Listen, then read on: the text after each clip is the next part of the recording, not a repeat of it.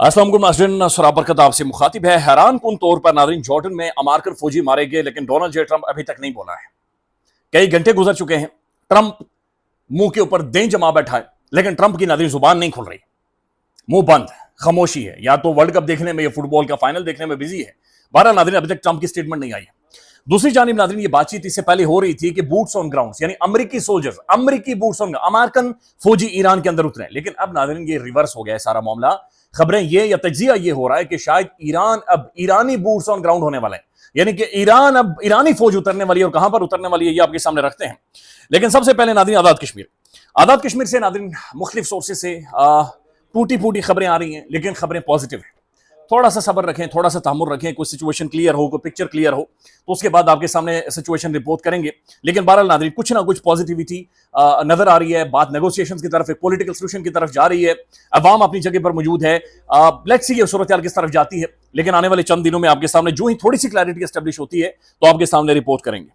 पाकिस्तान में नाज़रीन सूरत हाल यह है कि मौलाना फजलुर रहमान साहब ने नाज़रीन बर्तन घर के तोड़ना शुरू कर दिया। मौलाना साहब नाज़रीन कभी पिरचें उठाकर इधर मार रहे हैं, कभी गिलास उठाकर दीवार पर दे मार रहे हैं, कभी नाज़रीन खाने का देगचा उठाकर उधर पटक रहे हैं, उधर मार रहे हैं, इधर मार रहे हैं। समझ नहीं आ रही कि मौलाना साहब क्या कर रहे हैं। लेकिन मौलाना फजलुर रहमान साहब नाज़रीन लड़ाई को जिस लेवल पर लेकर चले गए या जितनी ज्यादा इसकी हीट को बढ़ा रहे हैं, ये नॉर्मल नहीं है, ये अब नॉर्मल है, ये बहुत ही ज्यादा अब नॉर्मल है। मौलाना गवर्नमेंट का नाम नहीं ले रहे, मौलाना रिजीम का नाम नहीं ले रहे, मौलाना डायरेक्ट एस्टेब्लिशमेंट को, और एस्टेब्लिशमेंट को भी वहां पर हिट कर रहे हैं जो कि इंतहाई सेंसिटिव जोन है, इंतहाई सेंसिटिव जोन है। यानी अगर मौलाना साहब की किसी की भी नाज़रीन किसी भी हवाले से लॉन्चिंग भी हो, फिर भी ये जो गुफ्तगू है ये बहुत सेंसिटिव है, ये बहुत ज्यादा हसास गुफ्तगू है नाज़रीन, बहुत ज्यादा हसास गुफ्तगू है। और वो जो नाज़रीन एक खास किस्म का दायरा है, सेंसिटिव दायरा है। मौलाना छलांगे मार रहे हैं उसके अंदर, यानी सिर्फ अंदर जा नहीं रहे, मौलाना कलाबाजियां खाकर अंदर जा रहे हैं, फिर उसके अंदर भी जाकर कलाबाजियां खा रहे हैं। मौलाना साहब क्या कर रहे हैं आपके सामने रखते हैं। लेकिन ओवरऑल नाज़रीन पाकिस्तान के अंदर का जो माहौल है पहले वो समझ लें। पाकिस्तान में नाज़रीन अलीमा खान साहबा ने बाकायदा से अब ग्राउंड के ऊपर नजर आ रही हैं। अलीमा खान एक पॉलिटिकल कैंपेन इमरान खान साहब की रिहाई के हवाले से बाकायदा से उनकी बनती हुई पनपती हुई नजर आ रही है। वुकला जो अलायंस है नाज़रीन पाकिस्तान के अंदर, वो ये अनाउंसमेंट कर चुका है कि छुट्टियों के बाद हम पाकिस्तान के अंदर नाज़रीन मैसिव डेमोन्स्ट्रेशंस और मैसिव प्रोटेस्ट करने जा रहे हैं। तो वुकला भी नाज़रीन पाकिस्तान के अंदर प्रोटेस्ट करने जा रहे हैं। उसके बाद नाज़रीन जो तहरीक इंसाफ है वो भी सर उठाने जा रही है। आज़ाद कश्मीर के अंदर एक क्राइसिस है, बलूचिस्तान में नाज़रीन खौफनाक किस्म का क्राइसिस है।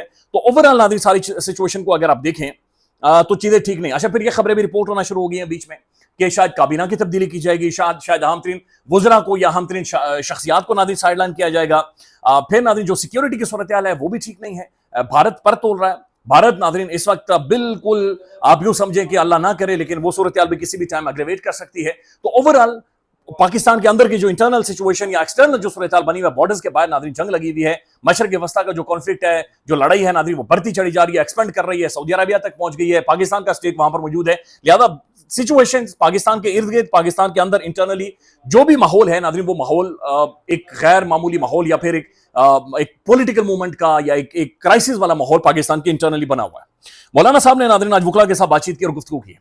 पाकिस्तान के तमाम तर तजियाकार, पाकिस्तान के रिपोर्टर्स, पाकिस्तान के वो लोग जिन्होंने मौलाना फजलुर रहमान साहब की सियासत को या पाकिस्तान की सियासत को कई दहाइयों तक कवर किया है, वो सब इस बात के ऊपर कन्विंस्ड हैं कि एक बंदा जो पाकिस्तान के अंदर नाज़रीन इमरान खान के बाद पूरा पाकिस्तान बंद कर सकता है, या शायद इमरान खान से ज्यादा नाज़रीन एक इफेक्टिव वे में बंद कर सकता है। चूंकि मौलाना साहब के साथ जो उनके मदरसे हैं और जो मदरसे के स्टूडेंट है नाज़रीन, वो एक बड़ी ऑर्गेनाइज्ड किस्म की एक मैसिव एक क्लास है, एक सेगमेंट है जो उनके साथ जुड़ा हुआ है, वो मौलाना फजलुर रहमान साहब है। मौलाना साहब पाकिस्तान के तमाम तर सूबे, पाकिस्तान की तमाम तर शाहराएं, तमाम तर सड़कें नाज़रीन बंद कर सकते हैं, और ये एक रियलिटी है पाकिस्तान की सियासत के अंदर। मौलाना फजलुर रहमान साहब ने वुकला से बातचीत करते हुए ये कहा है कि हम पाकिस्तान को अमेरिका के कब्जे में नहीं जाने देंगे, क्लियरली उन्होंने कहा। फिर उन्होंने कहा कि शोहदा का मुकाम मुझे ना बताओ। अच्छा, मौलाना बार बार शोहदा शोहदा शोहदा का नाम ले रहे हैं, तो दायरा कार में जाएं, अपनी हुदूद में रहें, अपनी लिमिट में रहें। तकरीबन 1 दर्जन से ज्यादा ये अल्फाज मौलाना साहब ने इस्तेमाल किए। मौलाना साहब ये कह रहे हैं कि शोहदा का मुकाम मुझे ना बताएं, मैं जानता हूं शोहदा का क्या मुकाम है और मैं तुम्हें भी जानता हूं। अब वो कह रहे हैं मौलाना साहब कि मैं तुम्हें भी जानता हूं और तुम्हें, आपको पता है कि किसे कह रहे हैं। उसके बाद नाज़रीन वो एक बड़े ही दर्दनाक चैप्टर को या दुखती रख के ऊपर मौलाना साहब ने हाथ रखा है। उन्होंने कहा कि तुम मुझे बताओ कि कारगिल में कितने शहीद हुए थे, तुम हमें शोहदा के बारे में दर्स दोगे, तुमने तो अपने शोहदा के जनाजे वसूल करने से इनकार कर दिया था। اس کے بعد وہ کہتے ہیں کہ کرنل شیر خان تو انڈیا نے ہمارے حوالے کیا، یعنی تم نے تو شہداء کی جنازے لینے سے انکار کر دیا تھا، تم نے تو شہداء کی توہین کی ہے، تم نے ہماری شہیدوں کی توہین کی ہے۔ اس کے بعد وہ کہتے ہیں کہ تم شہیدوں کے چھلاوے میں یا شہیدوں کے چھتر چھایا میں چھپنے کی کوشش نہ کرو، تم جرم کے مرتکب ہوئے ہو۔ اور اس کے بعد وہ کہتے ہیں کہ تم نے میرے خلاف گھٹیا قسم کی کیمپین چلائی ہے اور تم نے سوچا کہ مولانا سرنڈر کر دے گا، میرے ماں باپ نے مجھے سرنڈر کرنے کے لیے جانا ہی نہیں ہے۔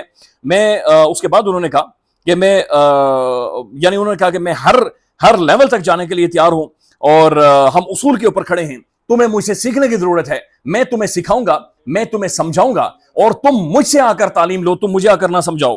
اس کے بعد مولانا نے کہا کہ تم نے اپنے شہداء کی تذلیل کی ہے، جس فوج اور جرنیل نے پروپیگنڈا کیا ہے وہ مجھ سے معافی مانگے۔ اچھا، پھر انہوں نے کہا کہ جو میرے خلاف کیمپین چل رہی ہے یہ اصل میں میرے خلاف پروپیگنڈا کروایا جا رہا ہے اور اس کے پیچھے ایک سوچ موجود ہے، تھنک ٹینک موجود ہے، اور یہ مولانا صاحب نے الزام لگائے پاکستان کے اسٹیبلشمنٹ کے اوپر، انسٹیٹیوشنز کے اوپر۔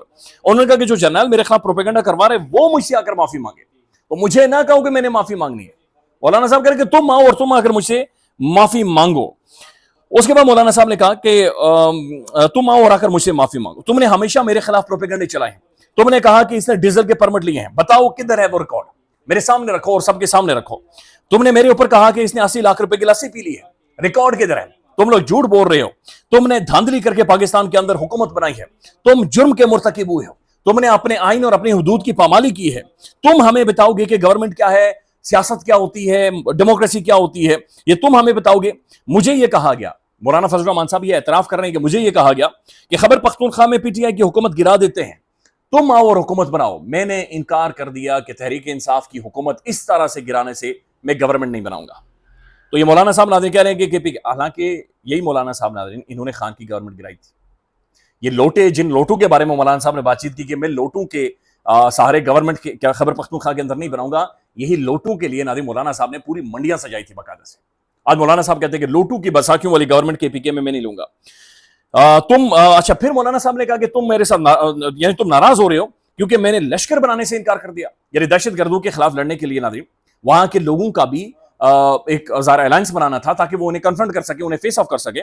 تو اس پر انہوں نے کہا کہ تم نے مجھے لشکر بنانے کے لیے کہا، تم چاہتے ہو کہ میں اپنی نسلوں کی یا خاندانی دشمنیاں پالوں، تم اپنے گھربان میں جھانکو، تم فرشتے نہیں ہو، اپنے جرام کو چھپانے کے لیے شہداء کے پیچھے نہ چھپو، معافی تم نے مانگنی ہے۔ میں چاروں صوبوں میں جاؤں گا، مولانا صاحب نے کہا ہے، اور میں اب پیچھے ہٹنے کے لیے تیار نہیں ہوں اور میں ہر قیمت ادا کروں گا۔ Furious, aggressive, very aggressive, sensitive ترین انسٹیٹیوشنز، سینسٹیو ترین موضوع، کارگل، شہداء، اسٹیبلشمنٹ، پولیٹیکل رول، گورنمنٹ گرانے والا رول، سو ایوری ویئر ناظرین مولانا فضل الرحمان پھر رہے ہیں، گھوم رہے ہیں۔ مولانا فضل الرحمان ناظرین باقاعدہ سے سیدھے ہو گئے۔ تو لیٹس سی ناظرین یہ سچویشن کس طرف جاتی ہے، لیکن اگر مولانا بھی کیمپین شروع کر دیتے ہیں، علیمہ خان بھی شروع کر دیتی ہے موومنٹ، وکلا بھی موومنٹ شروع کر دیتے ہیں، مہنگائی کے خلاف آلریڈی ناظرین عوام کے پاس روزگار نہیں ہے، بری حالت ہے، پھر جو موجودہ گورنمنٹ ہے ناظرین ان کی نالائکی کے اوپر آئے دن تبصرے اور تجزیے اور بات چیت ہو رہی ہوتی ہے۔ آج فہد حسین صاحب نے اس کے اوپر کالم بھی لکھا ہے کہ بھائی یہ بتانے جوگے نہیں ہیں، یعنی ان کے پاس پلان ہی موجود نہیں ہے، آدھے سے زیادہ ٹینیور گزارنے کے بعد ان کے پاس پلان ہی موجود نہیں ہے۔ تو صورتحال ناظرین موجودہ گورنمنٹ کے لیے بہرحال ٹھیک نہیں لگ رہی۔ اب ناظرین مشرق وسطیٰ کے اندر صورتحال یہ ہے کہ ایران اور امریکہ ناظرین ڈائریکٹ فائٹ ہو رہی ہے، اگریسو ترین فائٹ ہو رہی ہے اور لڑائی جاری ہے۔ اب ایک اور خبر آئی ہے کہ دوسرا دن ہے ناظرین کویت کے اہم ترین انفراسٹرکچر کو ایران نے ہٹ کیا ہے۔ یہ امریکن صرف بیسز نہیں ہیں، یہ پاور پلانٹس ہیں، گریڈ سٹیشنز ہیں، ڈی سیلینیشن پلانٹس ہیں، یعنی کہ جو کویت ہے ناظرین بنیادی طور پر 0% ان کے پاس صاف پانی پینے والا میٹھا پانی ہے، وہ سمندر کے پانی کو ناظرین صاف کرتے ہیں اور وہی پیتے ہیں۔ 90% سے زیادہ میرے خیال میں ناظرین یہ کویت اس کے اوپر ڈیپینڈ کرتا ہے۔ لہذا کویت کے ناظرین سینسٹیو ترین جگہیں، حساس جگہیں بار بار ایران ہٹ کر رہا ہے۔ اب اس کے بعد ناظرین ایران کے ٹیلی ویژن کے اوپر باقاعدہ سے تجزیہ ہوا ہے، ان کے political analyst, x foreign minister اور ایکس پرائم منسٹر اس کے اوپر بات چیت کر رہے ہیں۔ وہ یہ کہہ رہے ہیں کہ ممکن ہے کہ ایران گراؤنڈ انویژن کرے کویت میں، اور کویت میں گراؤنڈ انویژن کر کے یہ امریکن بیسز کو سیز کر دے۔ لٹرلی ناظرین ان کے تجزیہ کار یہ کہہ رہے ہیں کہ بھائی یہ ایران صلاحیت رکھتا ہے کہ ایران گراؤنڈ انویژن کویت میں کرے، اپنی فورسز یا پاسداران انقلاب کو بھیجے، اور وہاں پر کویت میں جو 2 امریکن بیسز ہیں ان پر ایران قبضہ کر لے، یعنی ایران بوٹس آن گراؤنڈ کی طرف چلا جائے۔ دوسری جانب ناظرین ٹرمپ کی خاموشی ہے، امریکی جارڈن میں فوجی مارے گئے ہیں، ایک فوجی مسنگ ہے، 4 زخمی ہیں، ان کی حالت تشویشناک بتائی جا رہی ہے۔